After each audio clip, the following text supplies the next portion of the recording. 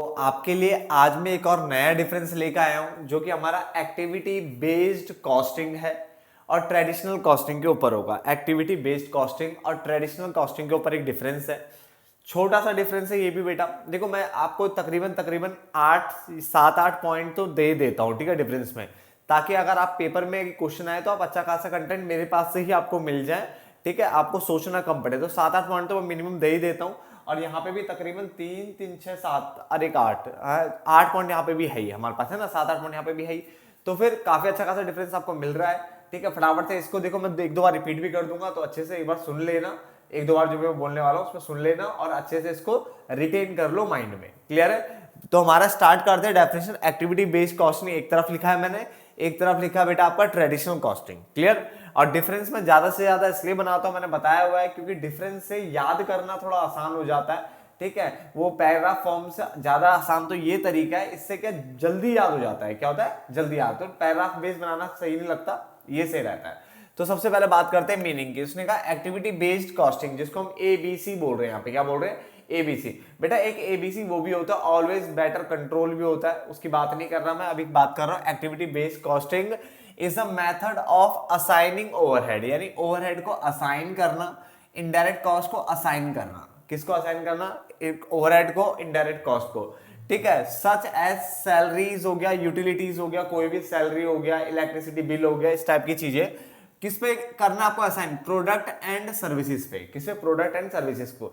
अगर आप ध्यान से देखो तो किसी प्रोडक्ट को बनाने में जो मटेरियल लग रहा है वो आपको पता है कितने रुपए का है, लेबर पता है, जो क्या नाम है वो आपने मटेरियल लगाया वो आपको पता है, उसमें जो पेज पूर्चे लगे, जो भी लग रहा है मटेरियल फॉर्म में वो आपको पता है, ठीक है। डायरेक्ट लेबर जो उसमें लग रही है वो आपको पता है।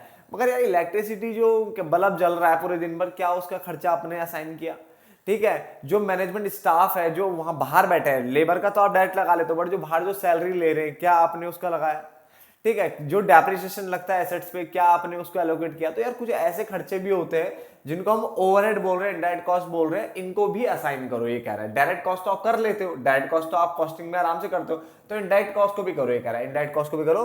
तो उसने बोला एक्टिविटी बेस्ड कॉस्टिंग यानी एबीसी एक ऐसा मेथड है जो कि बोलता है असाइन करो, assigning overhead and indirect cost. Overhead और इनडायरेक्ट कॉस्ट है जैसे सैलरीज हो गया एंड यूटिलिटीज हो गया टू प्रोडक्ट एंड सर्विसेज। जबकि इसने बोला this method is for finding the cost. क्या फाइंड करना है? कॉस्ट फाइंड करना है for the product in advance, in advance. तो उसने सबसे पहले डेफिनेशन एक बार मैं दोबारा रिपीट कर देता हूं। एक्टिविटी बेस्ड कॉस्टिंग यानी एबीसी एक ऐसा मेथड है of assigning overheads and indirect cost such as salaries and utilities. किस पे करना है इसको? प्रोडक्ट एंड सर्विसेज पे। ये मेथड है, this method is for finding the cost for the product in advance. In advance लिखा है, ठीक है। कॉस्ट ड्राइवर की अगर हम बात करें तो ये यूज करता है मल्टीपल कॉस्ट ड्राइवर्स। क्या करता है? मल्टीपल कॉस्ट ड्राइवर ये यूज करता है फॉर मल्टीपल एक्टिविटीज। किसके लिए मल्टीपल कॉस्ट ड्राइवर यूज कर रहा है? For multiple activities. जहां जहां मैं अंडरलाइन कर रहा हूं प्लीज आप भी करिए, ज्यादा बढ़िया रहेगा, याद करने में आसानी रहती है।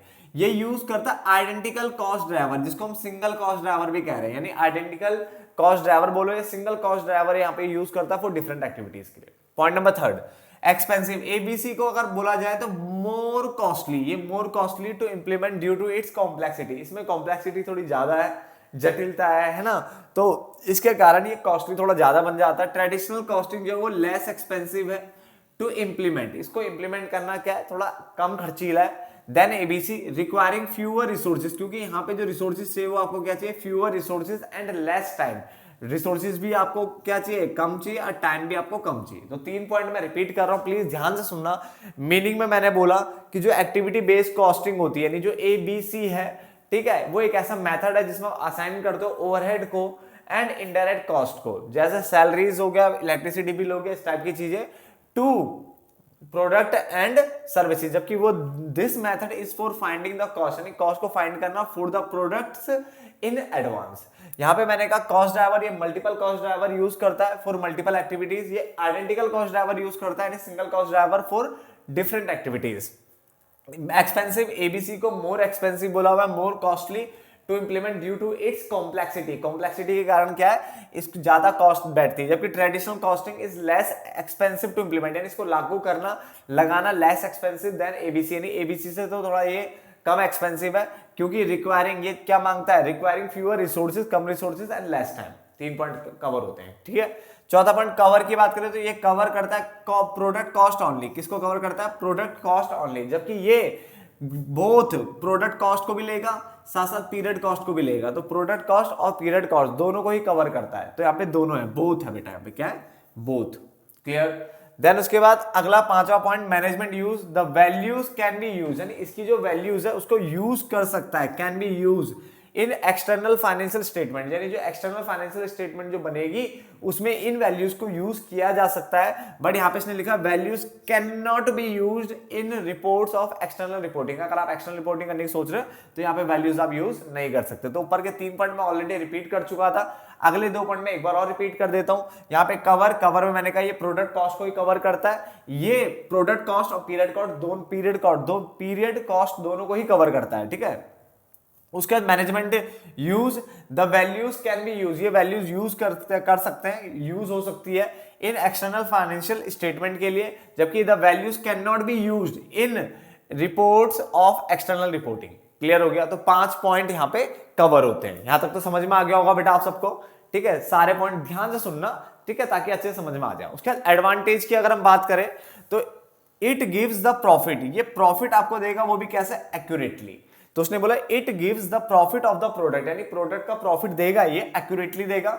जबकि इसमें लिखा वर्कर्स, इसमें एडवांटेज क्या है, worker will be more productive, यानी जो वर्कर है ना वो ज्यादा प्रोडक्टिव होंगे टू डू द वर्क, यानी वर्क जो काम कर रहे हैं उसमें ज्यादा प्रोडक्टिविटी लेके आएंगे, ज्यादा निकालेंगे, ठीक है, यानी ज्यादा आउटपुट लेके आएंगे, ठीक है। जबकि डिसएडवांटेज की बात करें, यहाँ पे जो बेनिफिट है ना बेटा वो थोड़ा लिमिटेड है। बेनिफिट क्या है यहाँ पे, लिमिटेड है।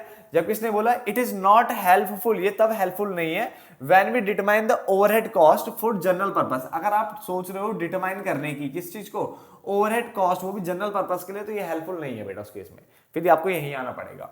तो मैंने क्या बोला अगले 2 पॉइंट में, एडवांटेज में ये it gives the profit of the product accurately, ये प्रोडक्ट का जो प्रॉफिट है वो एक्यूरेटली आपको निकाल के देगा। जबकि ये वर्क, यहाँ पे वर्कर जो है will be more productive, worker जो है ज्यादा प्रोडक्टिव देखने को मिलते हैं टू डू द वर्क, ठीक है। जबकि डिसएडवांटेज में मैंने बोला the benefits will be limited, यहाँ पे बेनिफिट लिमिटेड है। और इसका डिसएडवांटेज ये है कि it is not helpful when, ये तब हेल्पफुल नहीं रहेगा आपके लिए when we determine the overhead cost, जब आप ओवरहेड कॉस्ट को डिटरमाइन कर रहे होंगे फॉर जनरल पर्पस, तब ये हेल्पफुल नहीं है। Last point, applicability.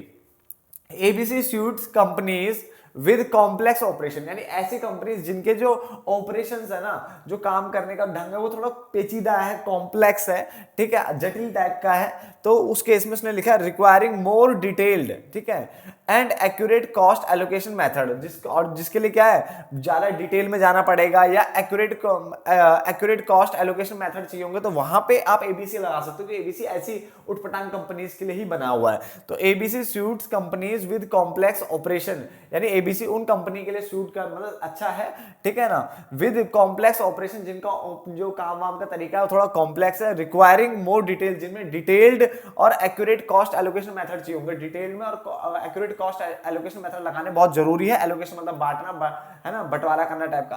तो उस मेथड, ऐसे मेथड मतलब जहां पे लग रहे होंगे वहां पे सबसे बेस्ट चीज है एबीसी लगाओ। अगर ऐसे कॉम्प्लेक्स और ऐसा पेचीदी काम का तरीका है, ऑपरेशन है बिजनेस का, तो वहां पे आप एबीसी लगाओ, ठीक है, मैन्युफैक्चरिंग कंसर्न में। बट इसने बोला यहाँ पे traditional costing is suitable for the businesses, ये उन बिजनेसेस के लिए सूटेबल है विद सिंपल प्रोडक्शन प्रोसेस, जिनका प्रोडक्शन प्रोसेस बिल्कुल सिंपल है, ठीक है, कॉम्प्लेक्स नहीं है। क्योंकि कॉम्प्लेक्स अगर है जिसमें क्या नाम detailed and accurate cost allocation method चाहिए, तो वहां पे तो एबीसी लगेगा। बट अगर आपका सिंपल है, कॉम्प्लेक्स नहीं है, सिंपल मेथड है, और those with limited range of activities, या फिर जिनकी जो एक्टिविटीज है ना वो लिमिटेड रेंज की है, तो वहां पर आप ट्रेडिशनल कॉस्टिंग लगाओ। मैंने क्या बोला, ध्यान से सुनना। एबीसी उन कंपनीज के लिए अच्छा है with complex operation requiring more detailed and accurate cost allocation method, यानी जो कॉम्प्लेक्स टाइप के जिनका ऑपरेशन है, ठीक है ना, प्रोसेसेस भी कॉम्प्लेक्स टाइप की है, और जहां पे आपको detailed and accurate cost allocation method की जरूरत पड़ रही है, वहां पे आप एबीसी लगाओ। बट ट्रेडिशनल कॉस्टिंग वहां पे सूटेबल होगी, उन बिजनेस के लिए सूटेबल है, उन बिजनेसेस के लिए सूटेबल है विद सिंपल प्रोडक्शन प्रोसेस, जिनकी प्रोडक्शन प्रोसेस बिल्कुल सिंपल है, और those with a limited range of activity, और जिनकी जो एक्टिविटीज है ना वो लिमिटेड रेंज की है, ज्यादा खिचड़ पिचड़ वहां पे नहीं है। तो मैंने आपको बताया था जैसे 1 2 3 4 5 6 7 8 पॉइंट थे मेरे, 8 के 8 पॉइंट मैंने आपको समझा दिए, और जहां तक आपको समझ में भी आ गए होंगे। क्लियर है? तो अपने दोस्तों को भी बेटा शेयर करो जिनको क्या नाम ये कठिन लगता था ये वाला डिफरेंस, ठीक है ना। चलो फिर मिलते हैं फिर एक नेक्स्ट वीडियो में, तब तक के लिए धन्यवाद दोस्तों।